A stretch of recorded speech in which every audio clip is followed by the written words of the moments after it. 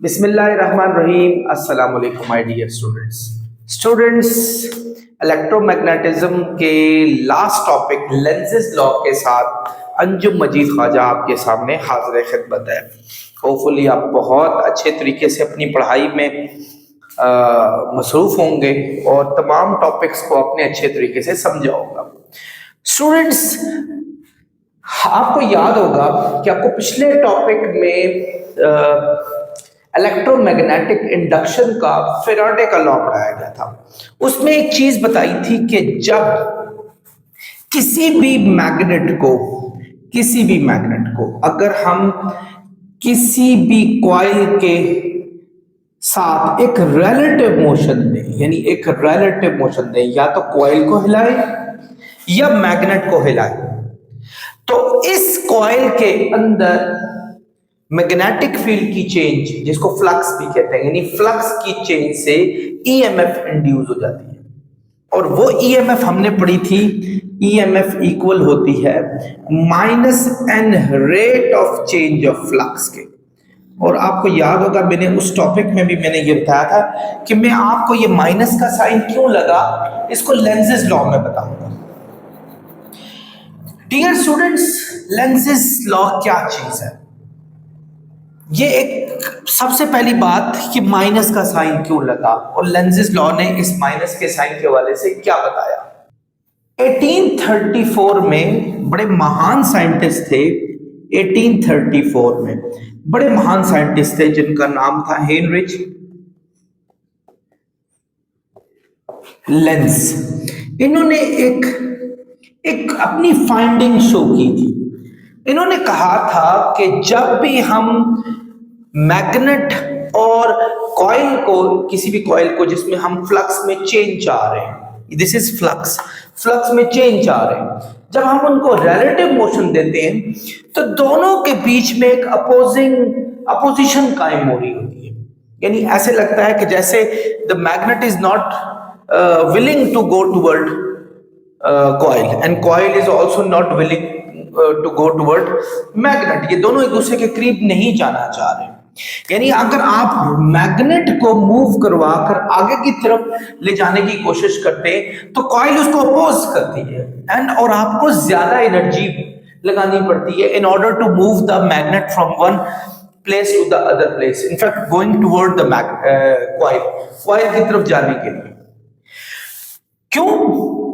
देखें, जब आप कॉइल के करीब जाते हैं ना, फ्लक्स चेंज होता है। जब आप कॉइल से पीछे जाते हैं तब भी फ्लक्स चेंज होता है। और आपने ये भी फाइंडिंग की कि जब मैग्नेट को आप पीछे ले जाने की कोशिश कर रहे हैं, वो कॉइल आपको छोड़ भी नहीं रही है, वो आपको पीछे जाने भी नहीं दे रही है।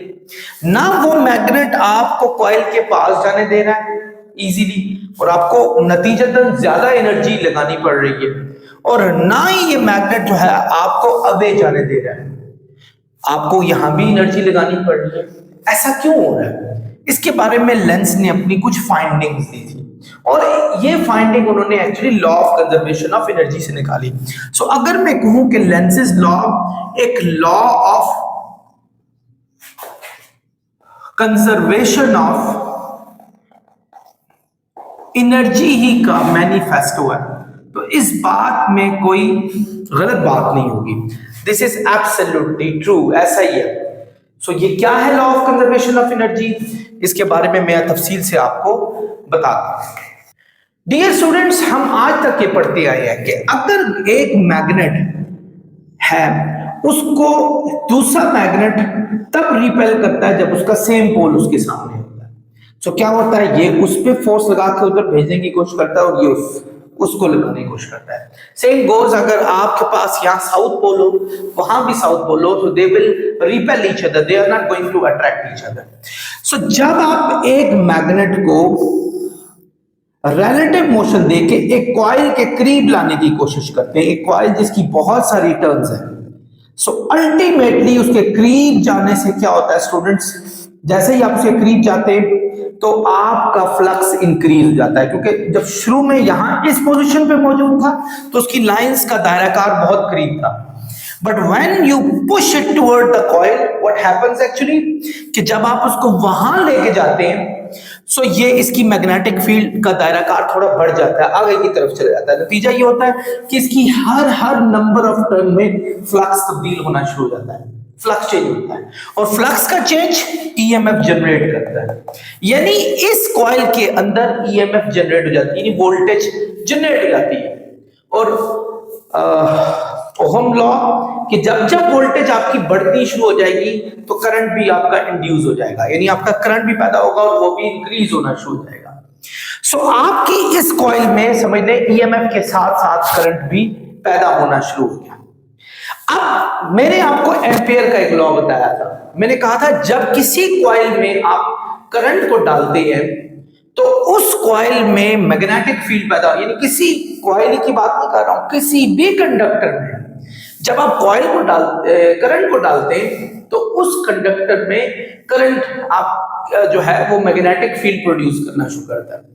सो फ्लक्स की चेंज से क्या हुआ, ईएमएफ जनरेट हुई, ईएमएफ से क्या हुआ, करंट पैदा हुआ, और करंट ने इसको मैग्नेटाइज कर दिया, यानी इसमें मैग्नेटिज्म प्रोड्यूस कर दिया। अब मैग्नेटिज्म जब भी प्रोड्यूस हो, और मैंने आपको एक टॉपिक में यह भी पढ़ाया था कि कॉइल में जब भी मैग्नेटिज्म प्रोड्यूस होती है वो बार मैग्नेट जैसी होती है, और बार मैग्नेट में एक नॉर्थ पोल होता है और एक साउथ पोल होता है। तो मैंने कहा कि जब आप इसको आगे ले जाने की कोशिश करते हैं तो होता यूं है कि ये आपका मैग्नेट बन गया क्योंकि ईएमएफ पैदा हुई, ईएमएफ ने करंट पैदा किया और करंट ने आपकी मैग्नेटिक फील्ड पैदा कर दी, और मैग्नेटिक फील्ड ने यहां नॉर्थ पोल पैदा कर दिया और यहां पैदा कर दिया साउथ पोल। नतीजा क्या होगा कि जब आप इसको करीब और लेके जाएंगे तो यहां भी नॉर्थ है, यहां भी नॉर्थ है, तो नॉर्थ और नॉर्थ एक दूसरे को करना शुरू कर देंगे, रिपेल करना शुरू कर देंगे। सो आपका ये मैग्नेट इतना इजीली आगे नहीं जा सकेगा और आपको एक एनर्जी लगानी पड़ेगी ज्यादा से ज्यादा। सेम जरा याद रखिएगा, जब आप इसको आगे ले जा रहे थे फ्लक्स उससे पहले इस कॉइल में मौजूद नहीं था, लेकिन आगे ले जाने से इसका फ्लक्स बढ़ गया, यानी जो फर्स्ट फ्लक्स था वो जीरो था, अब सेकंड फ्लक्स आपके पास फ्लक्स अच्छा खासा आ गया, मैक्सिमम फ्लक्स, यानी मैक्सिमम फ्लक्स आ गया जितना उसमें हो सकता था। सो जब आप चेंज इन फ्लक्स पर फाइंड करेंगे तो आपका मैक्सिमम में से मिनिमम जब माइनस करेंगे तो आपका मैक्सिमम फ्लक्स, ये सॉरी जीरो था, आपका टोटल मैक्सिमम फ्लक्स उसकी चेंज होगी, ये चेंज आपकी पैदा हो गई है। अब ऑब्वियसली इस जगह पे नॉर्थ पैदा हुआ, इस जगह पे साउथ पैदा हो गया। अब आपने क्या किया, आपने मैग्नेट को वापस ले जाने की कोशिश की। जब आप वापस ले जाने की कोशिश करें, now what are you doing, अब आपका फर्स्ट फ्लक्स जो था वो मैक्सिमम फ्लक्स था, मैक्सिमम फ्लक्स, और जो सेकंड फ्लक्स था हमारे पास, चूंकि आप इसको वापस ले जाने की कोशिश कर रहे हैं, so what are you going to do, you are just removing out the total flux that you have produced in it, जो उसके अंदर आपने पैदा कर दिया था। तो अब आपका सेकंड फ्लक्स जीरो हो रहा है, तो चेंज इन फ्लक्स अब आपका जब इसमें से ये माइनस करेंगे तो माइनस मैक्सिमम आ जाएगा। माइनस मैक्सिमम का मतलब होता है कि you have taken out the whole flux from that particular coil. अब याद रखिएगा, ईएमएफ जनरेट होने की रीजन फ्लक्स नहीं है, चेंज इन फ्लक्स है। इस चेंज इन फ्लक्स से भी ईएमएफ जनरेट हुई थी और इस चेंज इन फ्लक्स से भी ईएमएफ जनरेट हुई थी, लेकिन चूंकि ये चेंज उसकी चेंज के नेगेटिव है, तो नतीजा क्या होगा कि जब आप इस मैग्नेट को वापस ले जाने की कोशिश करेंगे, सो अब इसके अंदर जो ईएमएफ जनरेट होगी और उससे जो करंट जनरेट होगा उसकी डायरेक्शन उल्टी हो जाएगी, क्योंकि बिकॉज नाउ फ्लक्स की डायरेक्शन भी हमारे पास उल्टी हो चुकी है। तो उससे तो फिर ये क्या होगा, ऑटोमेटिकली जब करंट की डायरेक्शन उल्टी हो जाए, तो आपको याद होगा मैंने एक राइट हैंड रूल बताया था आपको, उसके मुताबिक कॉइल में अगर आपकी करंट की डायरेक्शन चेंज हो जाए तो थंब आपका नॉर्थ पोल जाहिर करता है, तो आपका नॉर्थ पोल वहां चला जाएगा जबकि साउथ पोल यहां आ जाएगा। ये कब हुआ, जब आपने डायरेक्शन को चेंज कर दिया। अब साउथ क्या करेगा, इस नॉर्थ को अट्रैक्ट करने की कोशिश करेगा। नतीजा क्या हुआ कि ये मैग्नेट अब वापस जाने में भी रेजिस्टेंस फ्राहम करेगा आपको, यानी easily you can not take this magnet out of this coil. आप इस कॉइल में से इस मैग्नेट को बाहर आराम से नहीं ले जा सकते। तो आगे जाते हैं ये नॉर्थ बन जाता है, ये साउथ बन जाता है, और ये नॉर्थ नॉर्थ को रिपेल करता है, नतीजा ये आगे नहीं जाता। जब आप वापस खींचते हैं ये साउथ बन जाता है और ये नॉर्थ बन जाता है, तो उसका क्या नतीजा निकलता है कि ये वहां जाने को भी तैयार नहीं होता।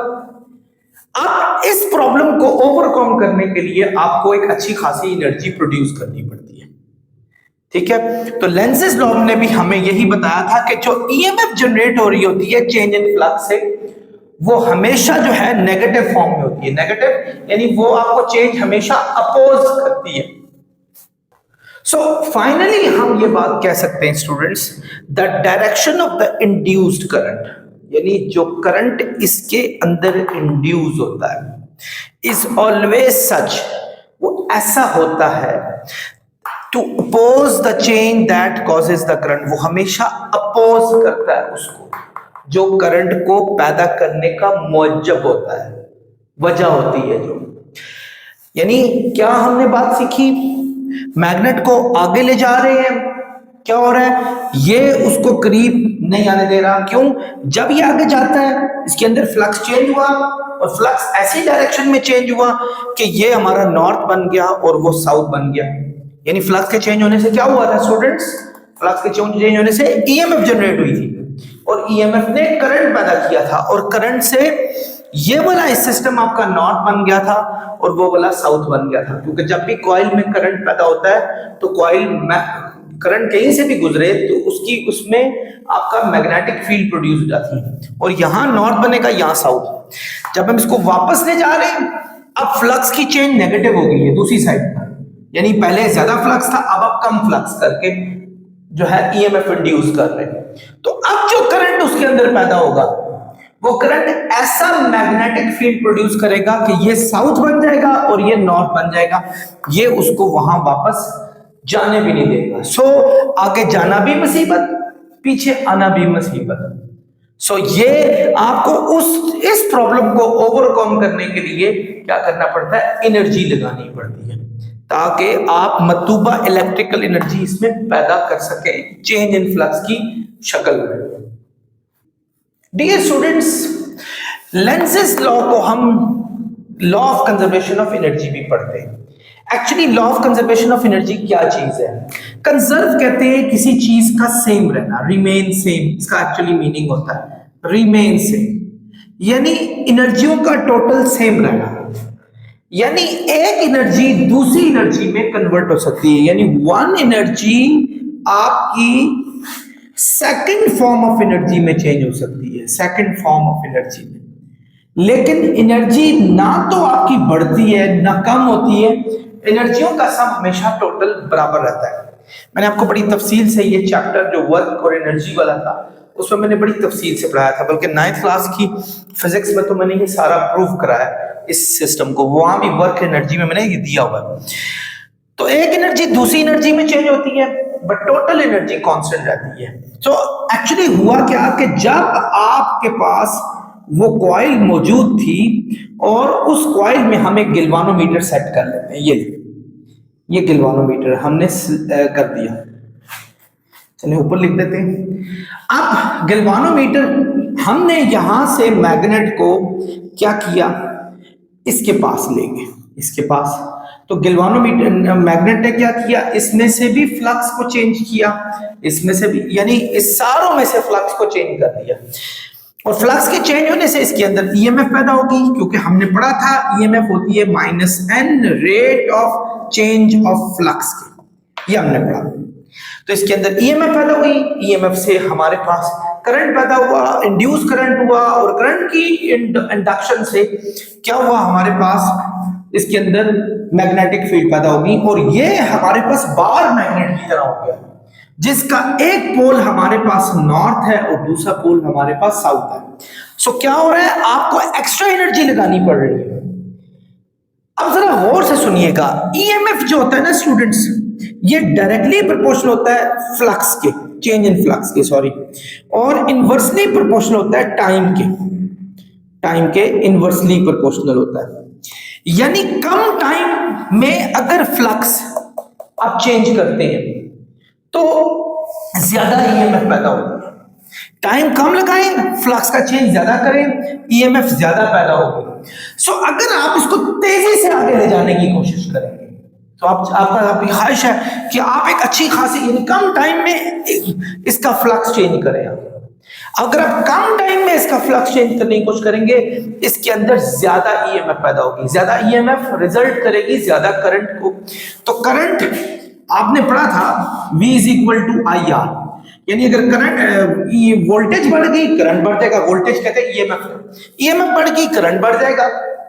और अगर करंट बढ़ गया ये, तो हमने एक लॉ पढ़ा था B is equal to mu naught I over 2 pi R. Current के बढ़ने से स्टूडेंट्स मैग्नेटिक फील्ड भी इंक्रीज हो जाती है।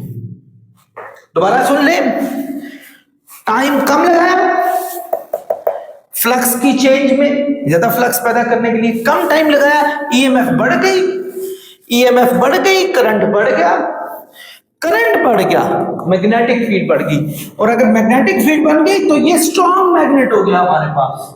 और अगर ये हमारे पास स्ट्रॉन्ग मैग्नेट हो गया, इसका ये नॉर्थ पोल ज्यादा स्ट्रॉन्ग हो जाएगा, ये साउथ पोल भी ज्यादा स्ट्रॉन्ग हो जाएगा। नतीजा, आप जब मैग्नेट को तेजी से आगे ले जा रहे हैं, ये स्ट्रॉन्ग नॉर्थ पोल आपको फिर खड़ा हो जाएगा, भैया किधर आ रहे हो, और स्ट्रांगली आपको ये रिपेल करने की कोशिश करेगा। बिल्कुल जब आप उसको वापस ले जाने की कोशिश करते हैं, नॉर्थ यहां चले जाता है, साउथ यहां, क्योंकि इसमें फ्लक्स की चेंज नेगेटिव फॉर्म में जो है ना वो चेंज आई है, यानी पहले फ्लक्स को बढ़ाया था, फ्लक्स को कम किया, बहरहाल चेंज आ रही है, चेंज आनी चाहिए। फ्लक्स से नहीं पैदा होता करंट, फ्लक्स की चेंज से ईएमएफ पैदा होती है। सो आपने क्या किया, जब इसको वापस सही से ले गए, अगेन थोड़े टाइम में ईएमएफ ज्यादा जनरेट करने की कोशिश की, करंट बढ़ गया, करंट के बढ़ने से मैग्नेटिक फील्ड बढ़ गई और इसका साउथ पोल स्ट्रांग हो गया और नॉर्थ पोल इसका यहां स्ट्रांग हो गया। अब आपको ये आराम से वहां जाने भी देगा क्योंकि ज्यादा इसकी अट्रैक्शन इसके साथ आ जाएगी। सो आप अगर इस तमाम प्रॉब्लम को ओवरकम करना चाहते हैं, सो आप क्या करते हैं, आप इस पे बहुत ज्यादा वर्क डन करते हैं, क्योंकि आपको आमतौर पे आम फॉर्म में अच्छा खासा करंट चाहिए होता है, वरना तो हर बंदा करंट पैदा करना शुरू कर दे। और जी लाइट चली गई है, कोई बात नहीं अम्मी, तो क्या इशू हुआ, लाइट चली गई है, अब मोटर ऑन करें, मैं लाता हूं कॉइल और एक मैग्नेट लेकर आता हूं, जल्दी जल्दी इनके बीच में रिलेटिव मोशन लाता हूं। अगर ये अपोज ना करता तो वो तो इजीली इतना करंट प्रोड्यूस कर देता। एक्चुअली होना क्या है, जो आप मैकेनिकल एनर्जी इसके अंदर लगा रहे हैं वही इलेक्ट्रिकल एनर्जी में प्रोड्यूस हो रही है हमारे पास। सो आपको ज्यादा करंट पैदा करना है, इसका मतलब आपको ज्यादा एनर्जी चाहिए, तो आपको यहां भी अच्छी खासी वर्क डन चाहिए, यानी मैकेनिकल एनर्जी ज्यादा चाहिए in order to produce more current, ताकि आप ज्यादा से ज्यादा करंट पैदा कर सकें। सो ये स्टूडेंट है, तो हम ये कह सकते हैं कि जो ये अपोज हो रहा है, this is because we want this energy to be more, we want more electrical energy. So in order to produce more electrical energy, we need to have more mechanical energy, so that energy should be converted into the other form of energy. Means mechanical energy आपकी किस में change होगी students, electrical energy में change होगी। तो ये जो opposition है, this is just because to maintain the law of conservation of energy. ऐसा कभी भी नहीं होता कि कम एनर्जी में प्रोड्यूस को लगाकर आप अच्छी खासी इलेक्ट्रिकल एनर्जी प्रोड्यूस कर दें, इस तरह तो दुनिया में सारे इलेक्ट्रिसिटी के मसाइल ही हल हो जाए। ये सिर्फ और सिर्फ इसलिए कि एक एनर्जी को दूसरी एनर्जी में कंजर्व होना है। एक्चुअली जो आप मैकेनिकल एनर्जी लगा रहे हैं वही जाके आपकी इलेक्ट्रिकल एनर्जी में कंजर्व होगी, और ये तब भी हो सकता है जब इनके बीच में अपोजिशन हो। सो इस लॉ को, लेंजेस को हम manifesto of law of conservation of energy भी कह सकते हैं। आई होप आप लोगों को बड़े अच्छे तरीके से आप समझ आ गया होगा। अब मेरी एक स्टूडेंट पीछे बैठी, उन्होंने एक बड़ा एक फनी सा क्वेश्चन किया। मैं क्वेश्चन तो नहीं वो लाना चाहता, जनरली मैं उनके एक आंसर दे रहा हूँ, क्वेश्चन भी को बहुत आला नहीं है कि वो आपसे किया जा सके। फर्ज करें लाइट चली गई है और मोटर ऑन करनी है, पानी नहीं है, आप चाह रहे हैं कि पानी से टैंकी ऊपर फिलअप हो जाए। सो अब एक मोटर तकरीबन 2000 वॉट की होती है, तकरीबन नियरली इतने की होती है, ठीक है। अब 2000 वॉट का क्या मतलब है, ये अच्छी खासी एनर्जी है, ठीक है ना। अगर फर्ज करें हम power is equal to W/T ले लें और पावर 2000 हो, टाइम अगर 1 सेकेंड ले लें, 1 को वहां जाके मल्टीप्लाई करें, तो इसका मतलब है एक मोटर को 2000 जॉल एनर्जी चाहिए होती है 1 सेकेंड के अंदर। आपको यहां जो रिलेटिव मोशन चाहिए उसके लिए आपको इस मैग्नेट को वहां ले जाने के लिए और वहां से वापस लाने के लिए मोटर जितनी एनर्जी पैदा करनी है, तो आपको 1 सेकंड में 2000 जॉल की एनर्जी लगानी पड़ेगी। अगर आप 1 सेकंड में 2000 जॉल एनर्जी नहीं लगाएंगे तो डियर स्टूडेंट जो यहां बैठी उनको भी मैं बता रहा हूं, so you won't be able to generate that amount of energy to turn or to switch that particular motor on। आप मोटर को ऑन ही नहीं करवा सकते। बहरहाल ये एक अलग कहानी है कि आपके घरों की जो मोटर होती है वो एसी करंट पे चलती है, तो ये भी एक एसी करंट ही प्रोड्यूस कर रहा है। ये बहुत लंबी कहानी है जो कि इंशाल्लाह आपको बाद में जो अगली क्लासेस में सारा कुछ पढ़ाऊंगा मैं। तो आई होप समझ गए होंगे। Lenz's law actually law of conservation of energy का ही एक दूसरी कहानी है। सो अगर कोई क्वेश्चन आपके माइंड में है तो प्लीज मुझे कमेंट में लाजमी बताइएगा। डियर स्टूडेंट्स, अब जिस तरीके से मैंने बताया कि जब आप कंडक्टर को एक रिलेटिव मोशन देते हैं किसी भी मैग्नेट के साथ, तो होता यूं है कि उसके अंदर करंट इंड्यूस हो जाता है। अब उस करंट की डायरेक्शन को फाइंड करने के लिए फ्लेमिंग ने राइट हैंड रूल दिया है। राइट हैंड रूल के मुताबिक आपने अपनी जो हाथ की फिंगर्स हैं वो यूं स्ट्रेच करनी है कि आपकी इंडेक्स फिंगर, जिसको 4 फिंगर कहते हैं, ये मिडल फिंगर और ये थंब, ये तीनों आपस में 90 डिग्री का एंगल म्यूचुअली बनाएं। यानी अगर एक वाई एक्सिस में, एक एक्स एक्सिस में हो, एक जेड एक्सिस में हो, म्यूचुअली परपेंडिकुलर हो। ठीक है। स्ट्रेच आउट ऑफ 4 फिंगर को स्ट्रेच किया, मिडिल फिंगर को किया और थंब को किया, स्ट्रेच किया, so that they are at right angle to each other. ये सब एक दूसरे के साथ 90 का एंगल बनाए। If the 4 finger points in the direction of magnetic field, अगर 4 फिंगर मैग्नेटिक फील्ड की डायरेक्शन में हो, जैसा देखें ये हमारे पास एक मैग्नेट्स हैं 2। अब फील्ड कहां होती है? नॉर्थ से साउथ की तरफ होती है। ये फील्ड की डायरेक्शन है, यानी डायरेक्शन ऑफ मैग्नेटिक फील्ड, ये डायरेक्शन ऑफ मैग्नेटिक फील्ड को बी भी कहते हैं। ये हमारे पास इस साइड, ठीक है। ये थंब आपका जो है वो motion of the conductor, then middle finger will point in the, अच्छा ना sorry, thumb in the direction of motion of the conductor. और आप क्या कर रहे हैं, ये कंडक्टर आपका बाहर की तरफ निकला हुआ है जेड एक्सिस में, ये बाहर की तरफ है। मैग्नेटिक फील्ड यहां जा रही है, आपने यू प्लेस किया, ये देखें मैग्नेटिक फील्ड आपकी बाहर जा रही है, सॉरी मैग्नेटिक फील्ड ये जा रही है, आपकी करंट ये जा रहा है, sorry I am really sorry. ये देखें मैग्नेटिक फील्ड ये जा रही है, जबकि आपने कंडक्टर को ऊपर की तरफ मूव करा है ऐसे फ्लक्स को चेंज करने के लिए। तो आपकी ये मिडिल फिंगर शो कर रही है कि आपका करंट की डायरेक्शन आपकी तरफ होगी, इस तरफ होगी। सो ये आपका फ्लेमिंग राइट हैंड रूल हमें बताता है कि अगर हम फ्लक्स को चेंज करके किसी तरह भी करंट को इंड्यूस करवा देते हैं तो उसमें करंट की डायरेक्शन को हम फ्लेमिंग राइट हैंड रूल से मेजर कर सकते हैं। आई होप स्टूडेंट्स आप समझ गए होंगे। हमें लाजमी बताएं कि आप लोगों को कैसा लेक्चर लगा। अगर कोई क्वेश्चन आपके माइंड में पॉप इन हो रहे हैं, just ask me straight away, you gonna be replied very soon, in fact in less than 24 hours. तब नेक्स्ट लेक्चर तक आपसे खुदा हाफिज चाहूंगा। अस्सलाम वालेकुम।